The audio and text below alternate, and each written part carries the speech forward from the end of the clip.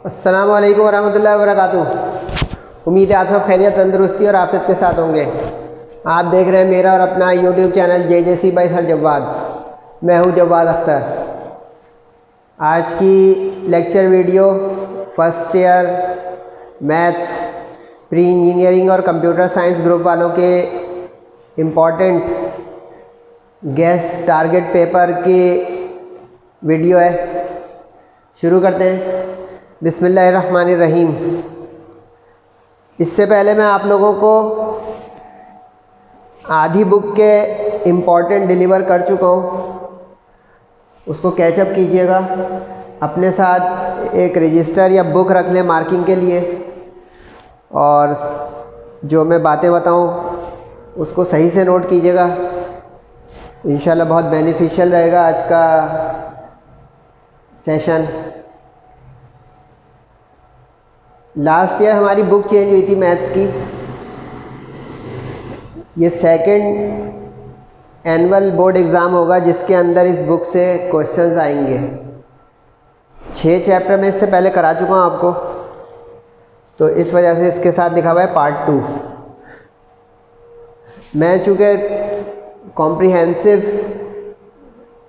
Thorough important guess paper निकालता हूँ, इसलिए मेरे काम आपको पार्ट्स में या टुकड़ों में नज़र आते होंगे। तकरीबन 20 मिनट के करीब मैं आपका ले सकता हूँ। एंड तक मेरे साथ रहिएगा। Chapter number 1। अच्छा ख्याल है ये दरमियान वाला जो कॉलम है ये सेक्शन बी का है। ये हेडिंग देख लें एक दफ़ा आप। सेक्शन बी, सेक्शन सी, ठीक है। और लेफ़्ट पे चैप्टर नंबर। जिन लोगों ने पहला पार्ट मिस किया है उसमें 6 चैप्टर हैं, वो भी देख लीजिएगा, ताकि टोटल आपके पास आज की बुनियाद पे मैथ्स का कंप्लीट पैकेज आ जाएगा माशाल्लाह से। चैप्टर नंबर 1 जो है इसका नाम है कॉम्प्लेक्स नंबर्स। अब ये जो कॉम्प्लेक्स नंबर्स हैं इसका एग्ज़ाम में शेयर ये है कि इसमें सेक्शन सी में क्वेश्चन नहीं है।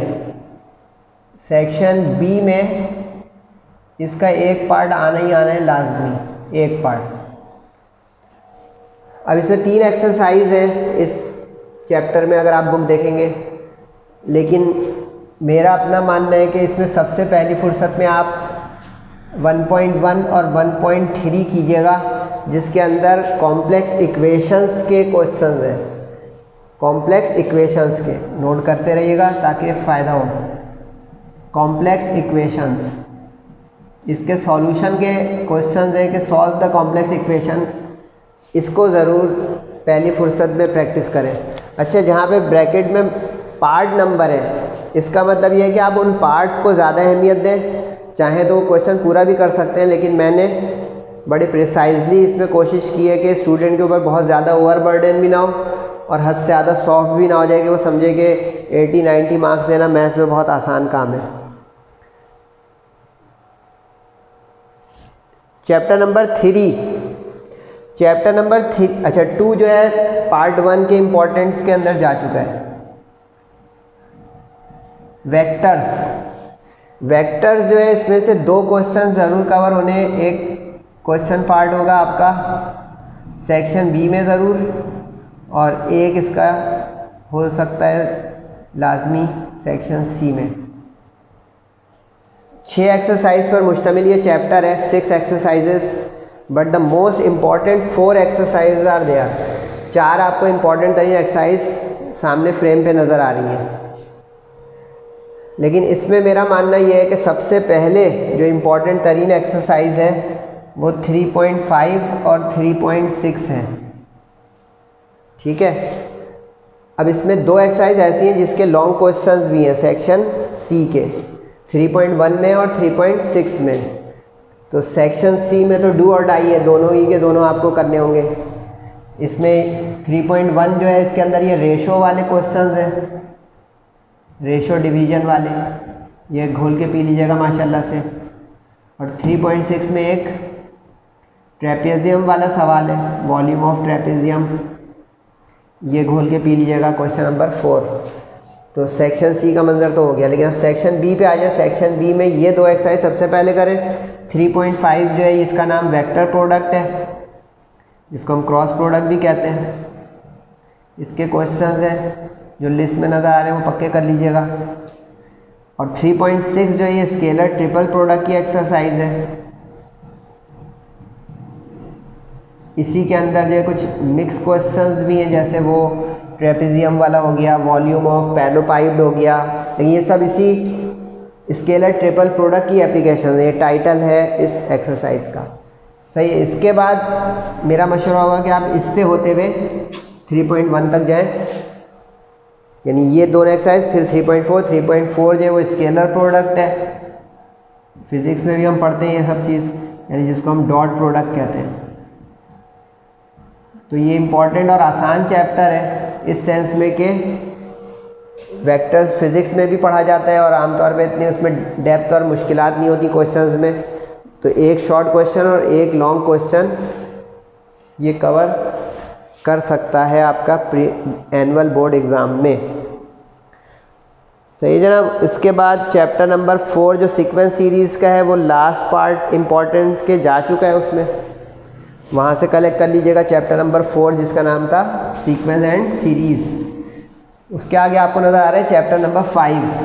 चैप्टर नंबर 5 का नाम है मिसलेनियस सीरीज़, यानी चैप्टर नंबर 4 की कंटिन्यूएशन है, लेकिन चैप्टर नंबर 4 से ये छोटा चैप्टर है निस्बतन। इसका नाम है मिसलेनियस सीरीज़। मिसलेनियस सीरीज़ जो है इसमें 4 एक्सरसाइज है, एक शॉर्ट क्वेश्चन इसमें से आ सकता है, 1 सेक्शन बी क्वेश्चन। सही है। लॉन्ग में इसका नहीं है। अब इसके अंदर मेरा जो मानना है वो सबसे इम्पॉर्टेंट तरीन एक्सरसाइज जो है वो 5.3 है, जिसका नाम है मेथड ऑफ डिफरेंसेस। इसलिए ये सबसे इम्पॉर्टेंट एक्सरसाइज हो गई क्योंकि इसमें बैक वक्त आपको एरिथमेटिक और ज्योमेट्रिक दोनों के क्वेश्चन मिलेंगे। तो इसलिए एक्सरसाइज सबसे ज़्यादा टीचर की नज़र में रहती है कि ये दे देगा तो कहेगा कवर हो गई दोनों, एरिथमेटिक ज्योमेट्रिक। उसके बाद 5.1 है मेरा मानना है 5.3 के बाद, कि 5.3 के बाद आप 5.1 करें, और 5.1 में करने का मतलब होगा कि ये सिंपल एक्सरसाइज कह सकते हैं इसको, या स्क्वायर या क्यूब सीरीज़ जो होती है नेचुरल नंबर्स की, उसकी एक्सरसाइज। ठीक है। इससे होते हुए आपको अगर जाना है, यानी देखिए मैं पूरे A1 90 इवन पोजीशन होल्डर, और कोई कमज़ोर बच्चा भी खुदा से जिसको मैथ्स बहुत हार्ड लगती है या बहुत मुश्किल है या पढ़ाई से भागता है, सॉरी टू से दैट, तो उनके लिए देखें डिसेंडिंग ऑर्डर में भी मैं जाता हूँ कि ये कर ले उसके बाद ये कर ले, वरना टोटल तो ये इम्पॉर्टेंट पैकेज कंप्लीट है कि best of the best preparation इंशाल्लाह करें, इसको कंप्लीट करके आप ईच एंड एवरी क्वेश्चन जो इस लिस्ट में नज़र आ रहा हो। 5.2 में इसके बाद जा सकते हैं आप, जिसका नाम है AG सीरीज़, यानी जिसको एरिथमेटिको ज्योमेट्रिको सीरीज़ कहते हैं। सही है। 5.4 को मैं बोनस करार दूंगा कि मुश्किल वक्तों में किसी को इसके स्टैंड बाई के तौर पे 2 क्वेश्चन करने तो कर ले, वरना समरी ये हुई कि 5.3 देन 5.1 एंड एंडिंग विद 5.2 और 5.4 sorry as the case may be. ये हो गया जनाब चैप्टर नंबर 5। उसके बाद चैप्टर नंबर 6 है। ये बड़ा क्रूशल चैप्टर है, मैं बता दूं आपको पहले ही, बड़ा क्रूशल चैप्टर है। क्रूशल इस सेंस में कि ये चैप्टर जो है आगे तक जाता है, आगे तक मतलब graduation level, even post graduation level, जिसको कॉम्बिनेशन, परम्यूटेशन और प्रोबेबिलिटी कहा जाता है। इसको बिल्कुल भी छोड़ने की चॉइस में नहीं सोचिएगा, क्योंकि ये बेस बनाएगी आपके आगे के लाइफ में। क्योंकि काफ़ी सारे स्टूडेंट कहते हैं सर अगर कोई चैप्टर हम छोड़ना चाहें तो कौन सा छोड़ दें जिसका नुकसान ना हो। तो ये भी बहुत अच्छा क्वेश्चन है। तो मैं सोच रहा हूँ कि एक ऐसी वीडियो बना दूँ जिसमें how to prepare for exams का मैं पैकेज दे दूँ, एंड व्हाट इज़ मिनिमम और व्हाट कैन बी लेफ्ट और what can be left forever and what can never be left, कि मतलब मस्ट डू और डाई, इस तरह का एक पैकेज। तो मैं कोशिश कर रहा हूँ उसके साथ बता दूँ। इसमें बताऊँगा तो बात मज़ा नहीं आएगा कि इंपॉर्टेंट भी बता रहे हैं फिर कह रहे हैं कि ये ना करो तो कोई मसला भी नहीं होगा। तो ये फीडबैक दीजिएगा कि ये मेरी राय आपको अच्छी लगी तो मैं इस पर काम करूँ। परम्यूटेशन, कॉम्बिनेशन एंड प्रोबेबिलिटी, यानी इस चैप्टर के ऊपर आप चैप्टर के इम्पॉर्टेंट का निशान लगा सकते हैं कि हर लिहाज से इम्पॉर्टेंट है ये सेक्शन ए बी सी तीनों में। इसमें टोटल 4 एक्सरसाइज है, लेकिन 6.1 सिर्फ MCQs के लिए, उसके लिस्ट में नज़र नहीं आ रहा होगा। इसमें जो सबसे जो प्रोबेबिलिटी का नाम लिखा हुआ है ये सेक्शन सी की उम्मीदवार है, तो प्रोबेबिलिटी से ही अगर आपको शुरू करना है तो यहाँ से शुरू कर दें।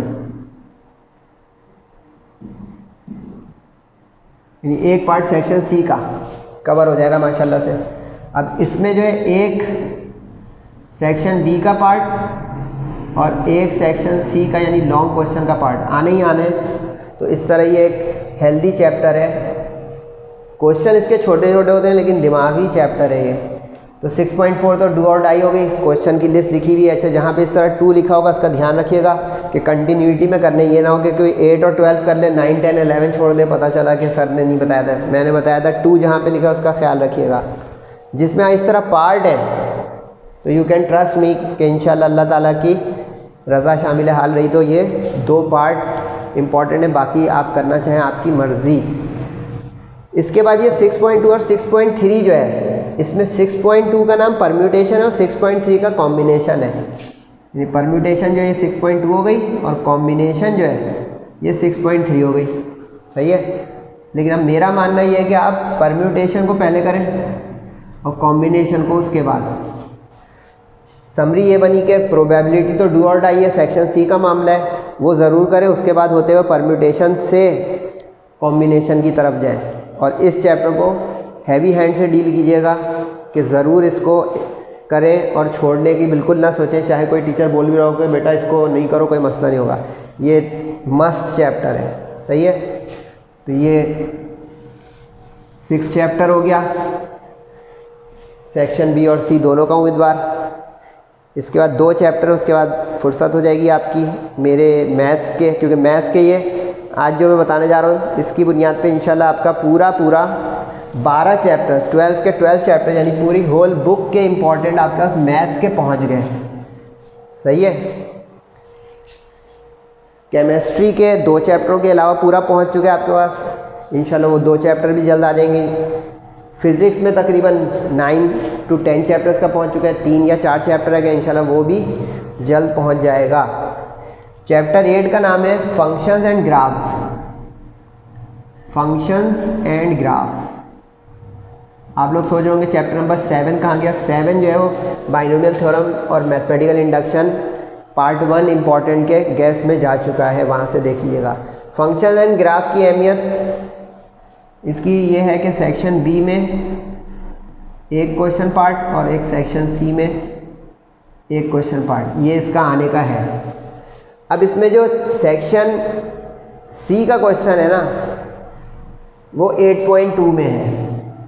कुछ टीचर्स आपसे कहेंगे कि इसमें 8.3 का भी लॉन्ग बन सकता है, तो वो बिल्कुल सही बोल रहे हैं, लेकिन मैंने उसको सेक्शन बी में रखा है। यानी ये वाला जो एक है ये 2 in 1 हो सकता है। जैसे मैंने डबल एरो लगा दिया कि ये 8.3 जो है it can be in both, यानी कि बोथ का अंदर यानी कि दोनों जगह आएगा। अगर 8.2 का लॉन्ग नहीं आया तो फिर 8.3 का लॉन्ग आएगा, ये मतलब इसका है। तो ये दोनों सेक्शंस यानी सेक्शन बी और सी दोनों के लिए प्रिपेयर कीजिएगा 8.3, और बाकी आपके सामने यानी 8.2 का क्वेश्चन नंबर 3 सबसे पहले करें, फिर उसके बाद होते हुए यहाँ पे जाएं, क्योंकि ये 2 and 1 कवर कर सकता है कि एक जगह तो आनी है तो जहाँ पे भी आ जाए। उसके बाद मेरा मानना है कि अच्छा एक चीज़ बता दूं, अगर आपको ग्राफ अटेम्प्ट करना है 8.4 ग्राफ की एक्सरसाइज है, जो चैप्टर का नाम भी नज़र आ रहा होगा। अगर ग्राफ का करना है तो चैप्टर 8 का ग्राफ और चैप्टर नंबर 12 इसका ग्राफ और करके भी आ सकता है एग्ज़ाम में, और अकेला अकेला भी, ये ख्याल रखिएगा। और करके चैप्टर नंबर 12 के ग्राफ के साथ, और एक चैप्टर 9 में भी ग्राफ है यहाँ, और वो तो ग्राफ ही है क्योंकि लीनियर प्रोग्रामिंग है। तो अब टोटल पेपर में 2 ग्राफ के क्वेश्चन होंगे। अब ग्राफ की तरफ जा रहे हैं तो आपके ऊपर है। समरी बना लेते हैं 8.2। अच्छा ये है क्या सर, अगर हम ढूंढना ना चाहें तो? ये डोमेन और रेंज का इन्वर्स का क्वेश्चन, डोमेन रेंज और इन्वर्स, बेसिकली तो ये इन्वर्स का है, इन्वर्स ऑफ अ फंक्शन इस तरह के आपको नज़र आएगा। लेकिन इसलिए मैंने डोमेन रेंज भी लिख दिया कि इन्वर्स को मिला के भी वो दे सकता है डोमेन रेंज, क्योंकि अगर आप इसके साथ मिलाएंगे ना इस वाले 8.2 के सवाल के साथ, यानी 2 के साथ उसका 3 को जोड़ दे 4 के साथ, तो ये देखेंगे ये भी 8.2 लिखी वो भी, तो डोमेन रेंज का सवाल बन जाएगा। तो डोमेन रेंज के सवाल के साथ जोड़ दे वो इन्वर्स ऑफ फंक्शन को, सही है।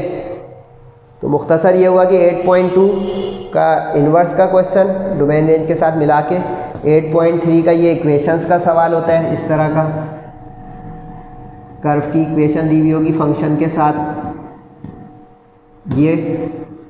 ये कर लें आप पहले, और फिर ग्राफ का अगर मूड है तो इससे होते हुए यहाँ चले जाएं और इससे होते हुए यहाँ आइएगा, यानी 8.2 3 4 देन 1, सही है। तो ये चैप्टर थोड़ा स्प्लिट है लेकिन क्वेश्चंस कम है, अगर आप क्वेश्चंस की तादाद देखेंगे तो कम है। और ये भी बता दूँ, ये जैसे चारों क्वेश्चन एक जैसे हैं, ये तीनोों क्वेश्चन एक जैसे हैं, ठीक है। और इसके 8.3 इस तरह की एक्सरसाइज मैं आपके लिए लॉन्च भी कर चुका हूँ। अच्छा, इन में से काफ़ी सारे चैप्टर के आपको मेरी लेक्चर वीडियोस भी मिल जाएंगी अगर आप एक्सरसाइजेस करना चाहते हैं, क्वेश्चंस वगैरह। 9 चैप्टर मुख्तसर से बता दूं, एंड में एक व्हाट्सएप नंबर दे दूंगा, अगर आप मुझसे मज़ीद गाइडलाइन लेना चाहते हैं प्रिपरेशन के हवाले से या एग्ज़ाम्स के लिहाज से, वो ले सकते हैं आप। फीडबैक ज़रूर दिया करें ताकि मुझे हौसला मिले, स्टूडेंट्स मेरी एनर्जी हैं। चैप्टर नंबर 9 जो है इसका नाम लीनियर प्रोग्रामिंग है। लीनियर प्रोग्रामिंग जिसको शॉर्ट हैंड में LP करके भी पुकारा जाता है। इसमें लॉन्ग क्वेश्चन नहीं है, इसमें सिर्फ और सिर्फ एक क्वेश्चन सेक्शन B का है, ठीक है। इसमें चाहे ये 9.2 का क्वेश्चन हो चाहे 3 का हो, ये कॉर्नर पॉइंट्स यानी ग्राफ, और ये जो है optimal solution of linear programming problem, इससे मुताल्लिक ये एक्सरसाइज है, सही है। लेकिन मेरा मानना ये है कि 9.3 पहले कर लें, फिर उससे होते हुए 9.2 पे आ जाएं। लेकिन इन जनरल ये चैप्टर ग्राफ का ही है, क्योंकि चाहे आप ऑप्टिमल सॉल्यूशन मालूम करें चाहे ये, दोनों सूरतों में ग्राफ बनाना पड़ेगा, सही है जनाब। तो ये 6 चैप्टर आज हो गए। बेस्ट ऑफ लक इसलिए लिख दिया कि कंप्लीट मैथ्स का मैंने पहुंचा दिया आप लोगों के पास, सही है। व्हाट्सएप नंबर दे रहा हूँ, ज़रूरत पड़े आपको तो JJC और सर जवाद आपको हमेशा वेलकम करेंगे इंशाल्लाह, स्टूडेंट्स को जो मेहनत कर रहे हैं और करना चाहते हैं।